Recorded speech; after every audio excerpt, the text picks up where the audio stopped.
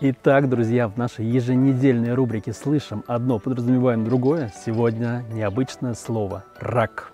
Это необычное слово использует в своем лексиконе любой маломальски ивритоговорящий человек. Но к привычному нам животному классу ракообразных это ивритское слово никакого отношения не имеет. Поскольку в иврите слово «рак» имеет значение «только». Как только, так сразу. Или когда рак на горе свистнет. Слово легко запомнить, не правда ли?